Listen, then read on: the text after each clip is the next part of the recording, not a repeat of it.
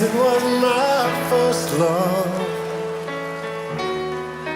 and it will be my last. Music of the future, and music of the past. Mir geht es oft genauso wie im Lied beschrieben. Ohne meine Musik zu leben wäre unmöglich, denn sie zieht mich durch diese Welt voller Trouble, voller Probleme. Für mich ist Musik ein wichtiger Faktor im Leben. Sie begleitet mich in allen möglichen Lebenslagen und allen möglichen Stimmungen. Wenn es mir gut geht und ich happy bin, ich mal was zum Relaxen brauche oder wenn ich mal den Blues habe. Musik hat für mich manchmal einen gewissen therapeutischen Effekt. Und das kennen wir ja sogar schon aus der Bibel.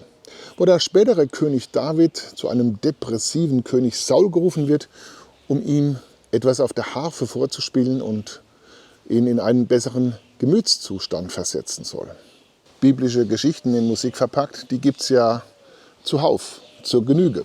Die ganzen Spirituals und Gospels nämlich.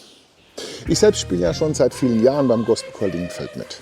Und wenn ich an unseren Auftritt in London bei einem Gottesdienst in einer Kirchengemeinde mit vor allem schwarzen Besuchern zurückdenke, dann habe ich immer noch heute Gänsehautfeeling. Am Schluss bestand der Chor nicht nur aus 40 Sängerinnen und Sängern, sondern aus fast 1000. Die Gemeindeglieder, die kannten alle unsere Songs und sangen einfach mit. Ein Megachor und ein mega spirituelles Erlebnis. Mir kam es in diesem Moment des gemeinsamen Musikmachens so vor, als wäre ich mitten im Film Blues Brothers gelandet.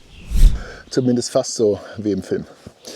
Die Blues Brothers sind dann anschließend im Auftrag des Herrn unterwegs gewesen, gemeinsam mit der Band. Musik kann ein Gebet sein. Musik kann die Seele berühren und uns unser Herz öffnen. Und für mich ist Musik auf jeden Fall, wie John Miles es beschreibt.